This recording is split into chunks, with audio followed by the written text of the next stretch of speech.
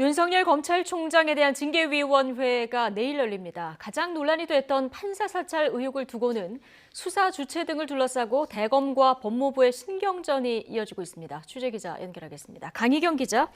네, 대검찰청입니다. 자, 윤석열 검찰총장 징계위원회 내일 오전 중에 열리죠?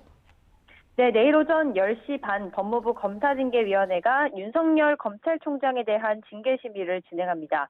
윤석열 총장 측에서 헌법재판소에 헌법소원과 함께 효력정지 가처분도 냈지만 징계위 전에 가처분 결과가 나오긴 어려워 보입니다. 헌재 가처분 신청이 사실상 징계 절차에 관한 마지막 변수로 여겨진 만큼 징계위는 예정대로 열릴 전망입니다. 어제 윤석열 총장 측에서는 이성윤 서울중앙지검장과 한동수 대검감찰부장, 정진웅 광주지검 차장검사, 익명의 감찰 관계자 등 4명을 추가 증인으로 신청했습니다. 채널A 전 기자 강요미수 사건이나 윤석열 총장의 징계 혐의 가운데 감찰 방해 등과 관련된 인물들입니다. 앞서 신청할 유혁 법무부 감찰관 등 3명까지 더하면 증인으로만 7명이 신청된 상황입니다. 증인 채택 여부는 내일 징계위원회가 심의 과정에서 결정합니다. 윤 총장 측의 징계위원 기피 신청도 내일 현장에서 이루어질 전망입니다. 윤 총장 측은 이용구 법무부 차관을 비롯해 추 장관과 가까운 검사들이 징계위원으로 지명되면 바로 기피 신청을 하겠다는 방침입니다. 이에 따라 내일 징계위에서는 먼저 징계위원 기피 여부를 의결하고 증인 채택과 신문 절차 등이 진행될 예정입니다. 기피 여부는 제적위원 과반수 출석과 출석위원 과반수의 찬성으로 의결되고 기피 신청을 받은 사람은 의결에 참석하지 못합니다. 심의 절차는 오전에 시작되지만 오후 늦게까지 이어질 가능성이 큽니다. 증인이 모두 채택되는 등 절차가 길어지면 심의가 한 차례 더 열릴 수도 있습니다.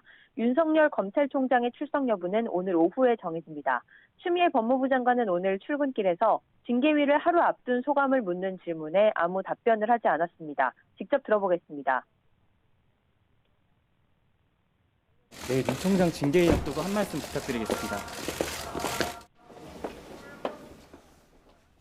네, 이런 가운데 판사 사찰 의혹을 두고 대검과 법무부의 신경전이 이어지고 있는데요. 아직 법무부의 추가 입장은 나오지 않았습니까?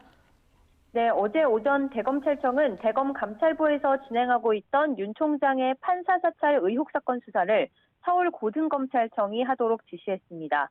인권정책관실 조사 결과 대검감찰부의 수사 과정에서 적법 절차 위반 등이 확인돼 공정한 수사를 기대하기 어려워졌다는 게 주된 이유였습니다. 대표적으로 대검 측은 한동수 대검감찰부장이 재판부 분석 문건을 불상의 경로로 입수해 이를 법무부에 직접 전달했다가 다시 수사 참고 자료로 되돌려받았다는 점을 문제 삼았습니다.